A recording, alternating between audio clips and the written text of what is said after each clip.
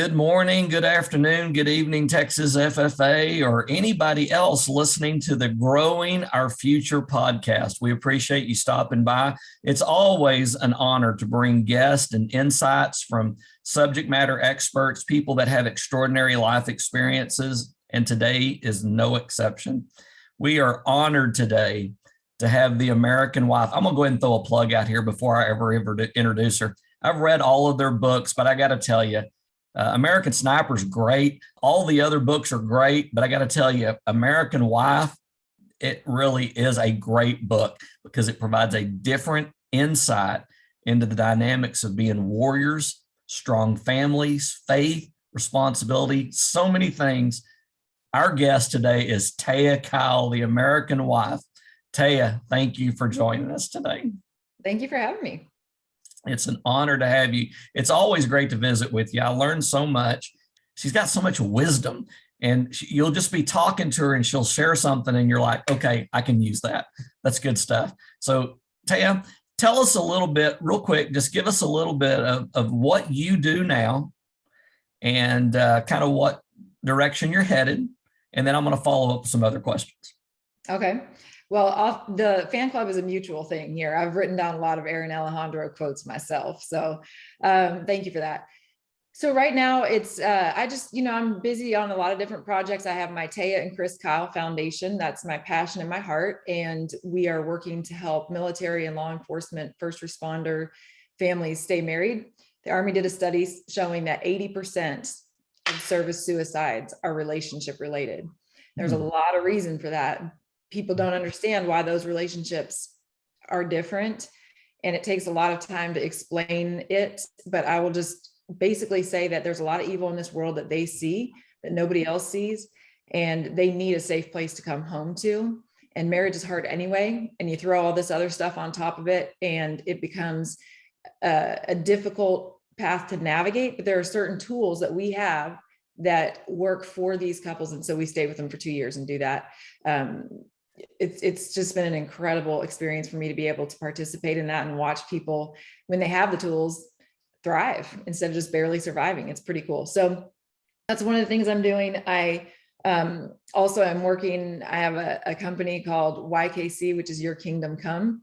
And it's with a business partner of mine, Dave Drever. We're working on helping God's will be done, which God doesn't need our help, but we're helping people live out their lives in a way that is God's will and not having to sell their soul to do media, entertainment, and technology, which I don't say that lightly. I literally know somebody who was very, very talented, had a music producer in front of them and said, okay. And they were signing the papers. He pushed the paper across the table. He said, you ready to sell your soul? And, the guy fortunately was like, wait, what? Right. And he said, we're going to have some fun. And, he didn't sign it. And kudos to him because he was a major producer. Wow. Anyway, so that's sort of mindset behind that. I'm working on a couple of books. I have a children's book series that my daughter is going to be illustrating, and we're hoping to launch that with a publishing company that we have. So, other than that, my biggest passion by far is God and my kids. And so that keeps us all busy and having fun too. Wow. Well, at least we've got something else to look forward to. So I hope so. That's good stuff. Taya, every one of these podcasts, I kind of start off with a question that I ask all the guests, and that is, what are you grateful for? Oh, you know what? It's a perfect question. So many things. And I've actually talked about gratitude this morning a few times. The two biggest things I'm grateful for are God's mercy and his grace. I don't say that lightly. I had this epiphany this morning, sort of. No, not even an epiphany. I'm not going to say that. I had this moment where I got an email last night from a guy who had just lost his spouse, and he's my age, and he's so broken and hurt.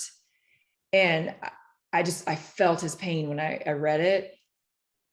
And I think there's a connection there that I'm supposed to follow up on, because I very rarely get these emails. They go into like a bank and I barely ever get them, right?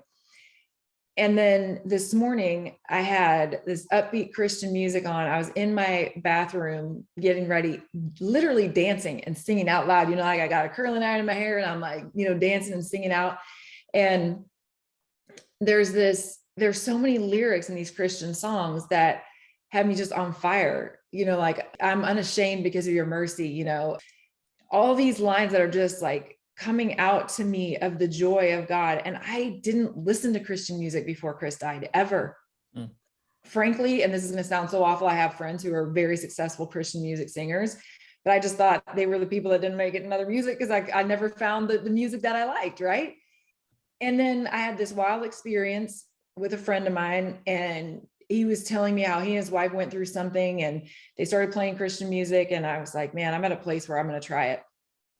And so I dove in and just weeded out all kinds of music and found the ones that I really, really liked in the Christian genre. So that changed so many things for me. And I've gotten so many messages from God there.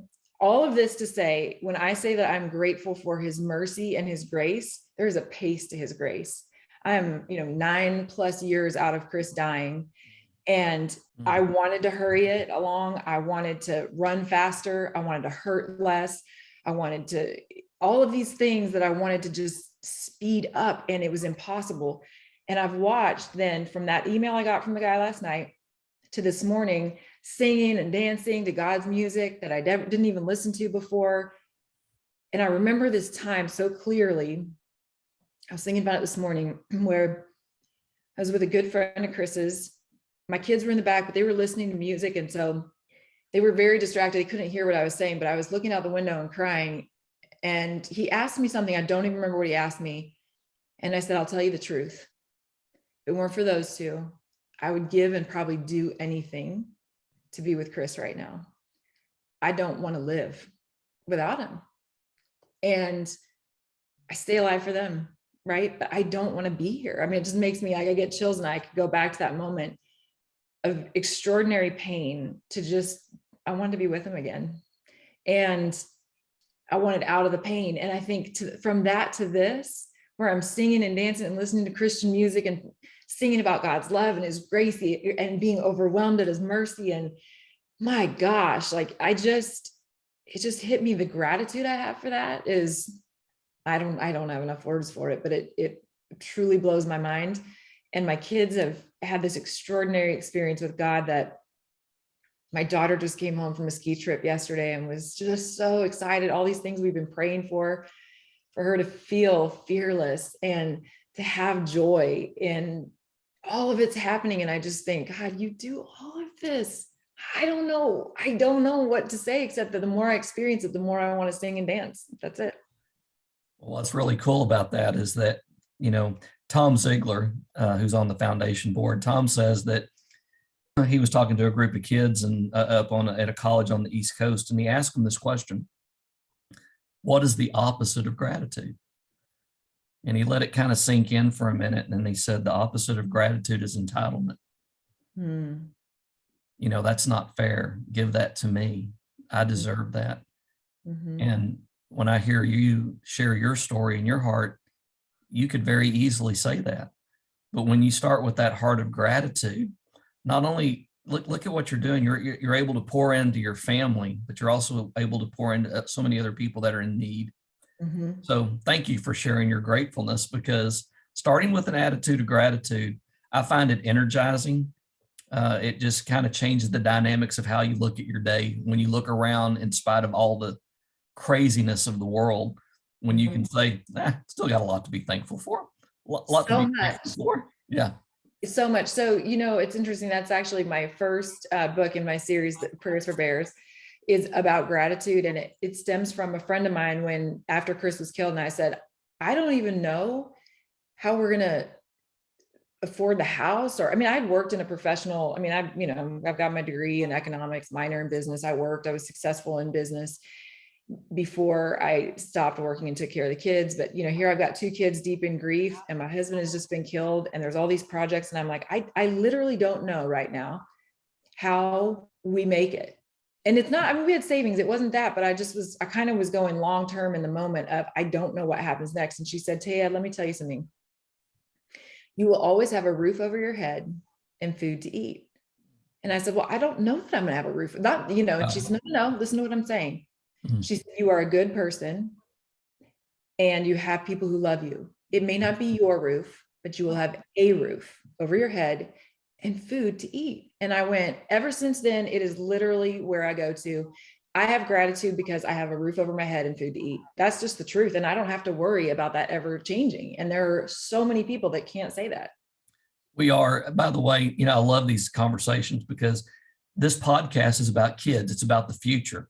It's about what we share with them. What do they hear us say? What do they take away from that? And we know not every kid's going to tune in to listen, but those that do may find a seed of greatness here. And I think there's really so much wisdom in that, what you just shared, because we have so many blessings in this country. I was talking to another guest the other day and I said, have you ever been down a Dorito aisle? How many different types of Doritos are there? I mean, go down a toothpaste aisle. Oh my gosh, you've got every kind of toothpaste. We have got so many first world problems. Incredible. That we can't even see that simple gratitude that you just expressed.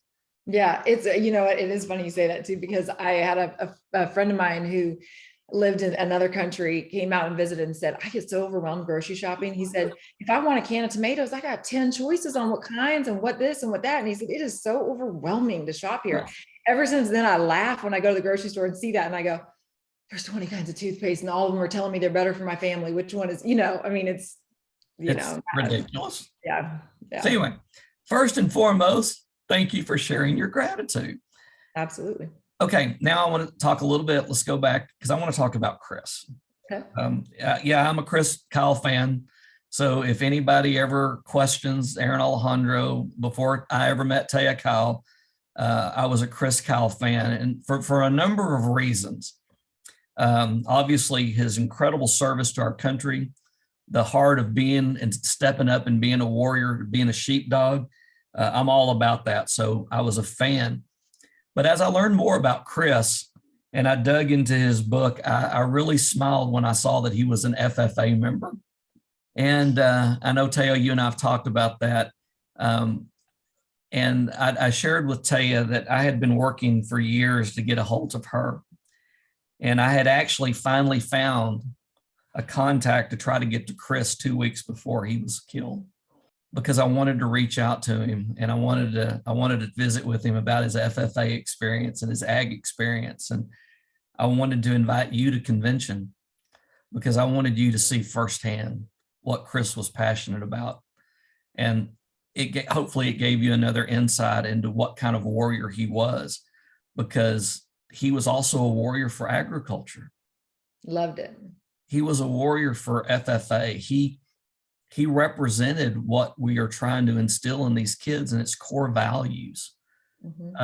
Tell me a little bit about Chris's love for horses and animals. And you told me that he had dreamed of having a ranch and you're going to get rid of cell phones and all that. Tell me a little bit about that. He did love it. I mean, there's no doubt. And he was a guy that you never hit a horse. And I know people that think when they train them, they can do that and it's not a big deal. And he was just like, no, you don't, there's no need for that. And he also had a great gentle spirit in just riding it out. In fact, one of the funniest things when I said, I was really difficult when we met, like, what is it that made you kind of stick around? And he straight face, very seriously said, I worked with a lot of difficult mares in my life. And I know if you just hang on and ride it out, eventually they'll come around.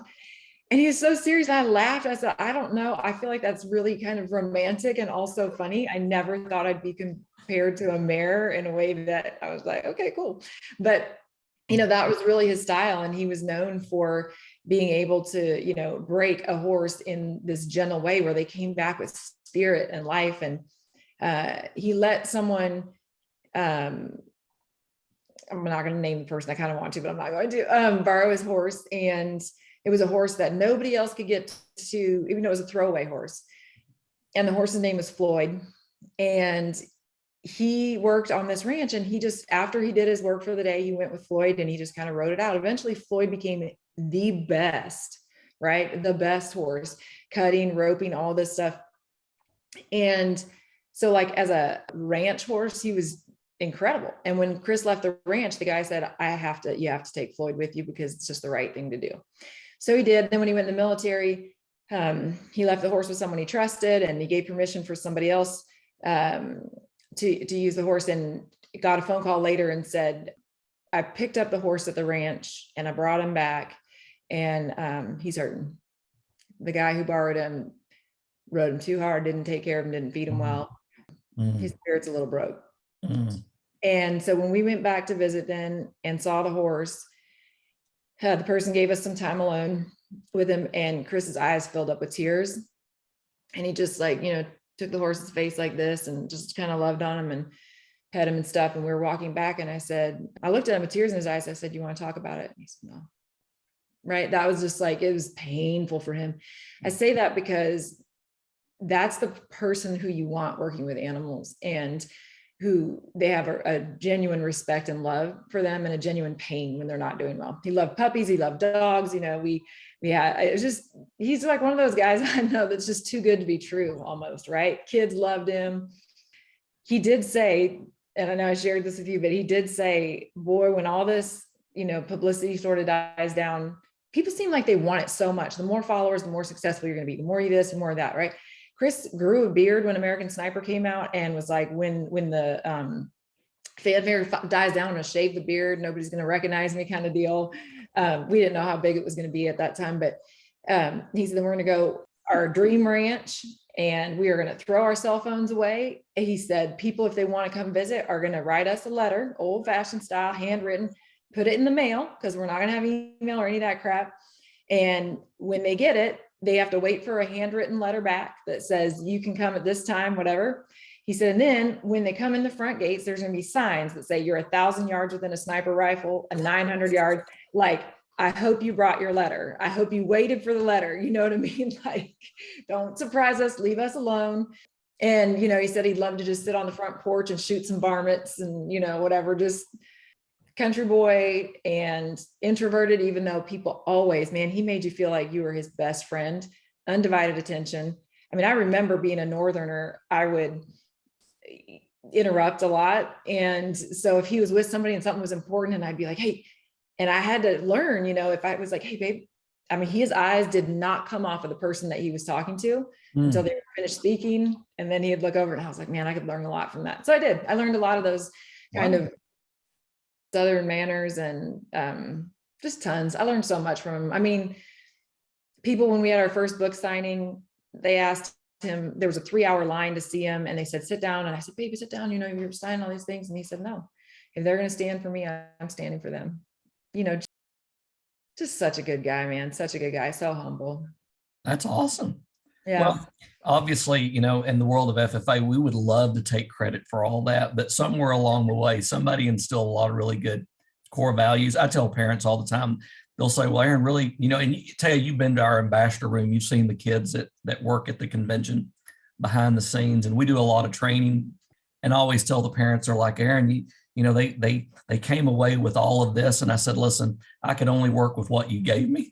So y'all gave us something. And I think that Chris obviously had a lot on the ball. And I'm gonna stop you there. My Northerner is going to come out, Aaron. I'm going to stop you, okay? I am going to make a bold statement here.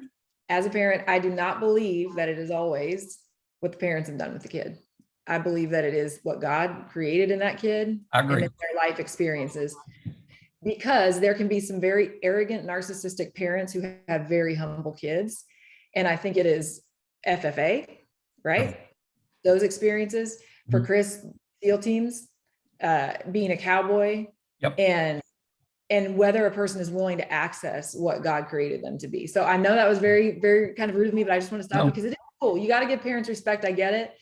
But there are so many kids who are doing so well in spite of being raised in a different environment. That's very fair, by the way. And because obviously I grew up at a boys ranch. So I get what you're saying completely. I guess where I was kind of going with that is I'm very proud of who Chris Kyle was. Yeah. And I'm just very thankful that the FFA was a part of that journey, and that love for agriculture. Yes. And stewardship was a part of who he was. It was in his DNA. Maybe that's the way to put it. And I just love that. Yeah. And I will say, look, I mean, that his parents deserve credit too for taking him to church, right? I mean, that I think is a big thing. The love of God. He had a great love of God. I have a Bible that he has from when he was younger, and the dates, you know, that he really came to Christ, and he loved God, loved the Bible, knew it backward and forward. His parents did a great job, you know, exposing him to FFA and letting them have animals at home and working with their kids and showing them a loving family. I mean, there is a lot there. There 100% is a lot there that gives kids a solid foundation. I also feel for, I feel like I don't deserve the credit for who my kids turn out to be. God does. And I would love to think that I did my best and that God did the best thing for them through my flawed nature. And, you know, but I don't think we can take credit for our kids. He will. They will, by the way. Let's talk leadership real quick. Yeah, and this can be from Taya, or it might even be things that you saw in Chris. If we know right now, we got all these Texas FFA members watching, we got all these ag teachers watching and stakeholders watching. Let's start with the kids. I mean, the kids is a real big deal to me. You know, there's a quote that's kind of attributed to Abraham Lincoln. Lincoln said that the philosophy of the schoolroom in one generation will be the philosophy of government in the next. So I'm a real big believer that what we do here with our kids is how we'll be governed down the road. It's how we'll interact in business down the road. So I think it's real important that what we share with students today, we give them tools that they can grow their futures. So with that, what would be, give me, let's say 3. What would be 3 leadership tips or skills you would encourage FFA members to develop? Okay, so one of them is, I don't know if it was Lincoln or Washington now, darn it, but they said if they had 4 hours to chop down a tree, they'd spend the first 3 sharpening their axe. Who was that? I know you know, Aaron. I think it was Lincoln. Okay. Was it Lincoln? I think it was. We'll have to look that up. We won't misrepresent that quote, but it was one of those 2 presidents. That's right. And so that one to me is a big deal because I personally can get in a hurry, and I've often wanted to run faster and skip ahead knowing where I want to end up, instead of spending 3 hours sharpening the axe and knowing that when the time is right, I'll be able to execute that cut well. So that would be one of them. 2 is, for me, without a doubt, comes from Chris and the best leaders I know. And it is so abnormal, I would say, in today's society. Humility, humility, humility. It is possible to be very strong, very confident, and very humble. And I think those 3 things, man, that makes it a phenomenal leader. Strong, confident, humble. And I don't think a leader can be extraordinary without having all 3. There's a difference with confidence and fake confidence. For me and for Chris, confidence came from knowing that we would make mistakes and that it was going to be okay anyway. We were capable of handling those. The third thing for leadership, I think, is continued growth. I think it's very hard to respect a leader who's not interested in continued growth personally and professionally for them and the people that they're growing with. So to grow together, I think, is a big deal. And I think FFA actually does all of those things extraordinarily well. I do too. Thank you. Yeah. I agree with you, by the way. What do they say? When you're green, you grow. When you're ripe, you're right. So I like that. We should always be trying to find ways to grow, because I don't want to start rotting. So that's, you know what, I'm going to be writing down that Aaron Alejandro. I didn't say that. I think I stole it from somebody. You know, we do a lot of R&D in the world of FFA. You know what R&D is, don't you? I do. I used to work in pharmaceuticals development. No. You got it all. Oh, great. Come on. Now, what is this trick question? It's called rip off and duplicate. So we take a lot of quotes and we rip off and duplicate. Aaron, that is not the kind of thing I thought I'd hear you say. Anyway, so yeah, I don't remember where I heard that one, but I just never forgot that. When you're green, you grow. When you're ripe, you're right. One more question for you here before we wrap up. What about opportunities? Do you think there's opportunities for kids in the world ahead of us? What do you see for our students? Oh, tons. And I'll tell you what, the FFA kids have everything to be grateful for and look forward to. For this reason, they've already done work. They know how to work within a team. They understand what leadership is. They understand what humility is. They understand a part of the world that not everybody understands. There is a lot to be learned from agriculture and animals. As Chris said, even in meeting your spouse and knowing how to work with that, There's a humble way of nature that God created it so that we could learn so much about life from nature. So going into the world with that means you know so much more than so many people. And frankly, I think the gap is widening between those who will be capable leaders and those who have no interest in anything other than following. And that is not, let me be honest about this. Is it a slam? I don't think it's a slam. I think it's an observation. I don't look down on people actually who are in that position. I think it's very understandable how they are in the position where they get a little bit entitled, a little bit lazy, a little bit satisfied with just kind of bumping along. I have compassion for it because it's so freaking easy to do these days. It is the easier option by far. And I think we have to fight to be on the other end of that, where we are loving God, looking into who God is, leading, knowing nature, and having the drive and discipline to do something different than the crowd. And like I said, I just think that that's the FFA kids are already not steps ahead, they're miles ahead. And that speaks, but it's the truth. I mean, I told my kids probably, they must have been like 8 and 10, and I would go and I would see people in customer service, teens. And I would say, guys, you know what? This is good news and bad news. The only 2 things you have to be promoted and the best of the best in my eyes right now is friendly and efficient. Because people are not friendly and efficient, right? And I'll tell, they just, you notice it. It's, you know, hey, do you guys have this? Oh, I don't know. Yeah. You know how many times I get that? Well, you don't know. Do you think you could check? Because it's a store you're working at, you know? I just like it baffled, right? It's not overly friendly because it's not overly like, hey, how can I help you? Oh, I don't know. Let me go check on that for you. And it's not efficient at all for them or me, right? Because now we're both stumbling around trying to go, well, what do we have?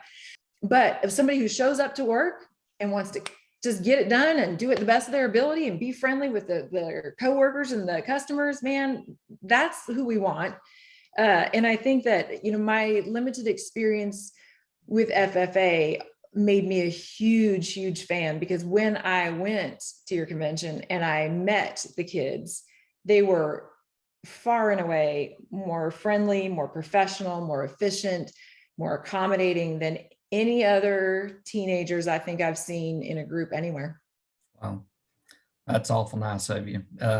We are proud of them, by the way. You know, I tell the kids all the time, you'll appreciate this. I tell them all the time, like, there are over 3,000 high schools in the state of Texas. So I always tell the kids, think about all those graduating seniors this year. And every one of them is going to be looking for a job, a scholarship, or an opportunity. And I always ask them, what separates you from them? What's your competitive edge? You got to have a competitive edge. So I guarantee you the ones that are listening to this podcast, probably the ones developing a competitive edge. They're sharpening their axe. Though, there you go. Those who are going to go and practice and say, you know, Taya said I need to be a little more humble. I need to be a little more empathetic. I need to be a little more articulate. You know, I think those are the kids that are going to have even more of a competitive edge. And yes. I think because of that, they're going to spot opportunities quicker. I agree. And I will say this, it's interesting. I'm glad you brought this up, the empathy part. One of the things I've noticed in leadership that makes an effective leader is somebody who is empathetic and still makes the hard decisions. Yep. Meaning I can empathize with you, but we live in a culture of victims and people who think that if they can convince us they're a big enough victim, that we will not make the harder choice, which is you don't get the promotion or you can't work at this company anymore. One of the best, most humble ways to let someone go, that is, I got this from a mentor of mine, Bill Wayburn. He's a sheriff of Tarrant County. And he said, I believe that you're great and you have things that you are great at. I think at this point, you're just going to need to go be great somewhere else. Ooh. Right? It's humble because it's the truth. They probably do have things that they're great at. It's not the right fit for them. And they need to find the right fit, right? And that is a kind, humble way to say something, especially when somebody's arguing with you saying, well, I did this and I did that and you can't let me go, right? It's like, no, listen, I believe that you're great too. You need to be great somewhere else at this point. There's a lot of wisdom in that right there, even from his standpoint. Mm-hmm. I've always believed that you give people responsibility and then you hold them accountable for it. Yeah, you have to be. That's right. That's right. And as simple as that sounds, that develops critical thinking skills. It develops problem solving skills. It develops communication skills. It develops team working skills. It delivers collaboration. It develops professional networking simply by saying, okay, this is your responsibility and I'm going to hold you accountable for it. That's right, Aaron. I had to let go of a pastor of mine once. Like, I love this person and so much respect, and went to him for so much advice. And there was a situation where we had to part ways in business, and I tried to give many, many chances too, but that's what I mean about being a strong, confident leader. Is strong means doing the hard thing, confident that you've prayed about it, thought about it, given the right chances, and then humble in the letting it go, right? It's not that I don't respect and love you. It's just that accountability thing isn't here in this place at this time. Well, listen, if leadership is not always convenient, and leadership is not always easy. If it was, everybody would do it. And I know that we share things with our kids. And I used to always tell my kids, I said, look at the movies that were the standout movies.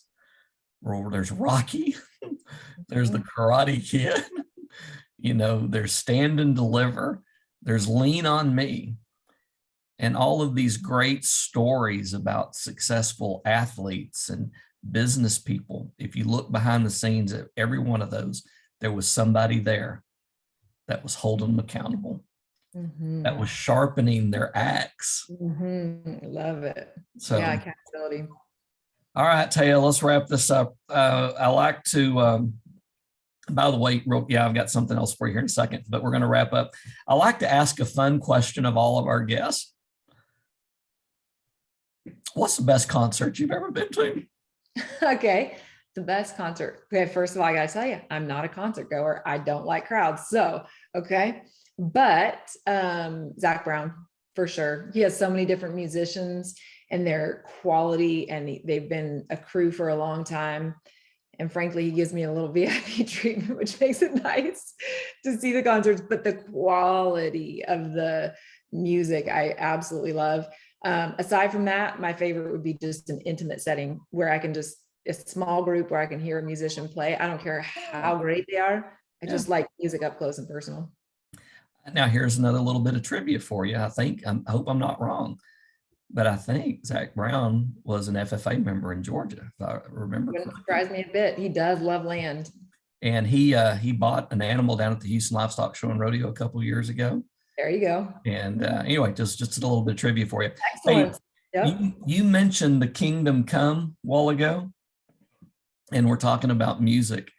So I have anybody that would ever open up my iPhone, anything where you could access my music, you would find a plethora from Sarah Bareilles, Michael Bublé, all the way to heavy metal and everything. And Taya turned me on to Zach Williams.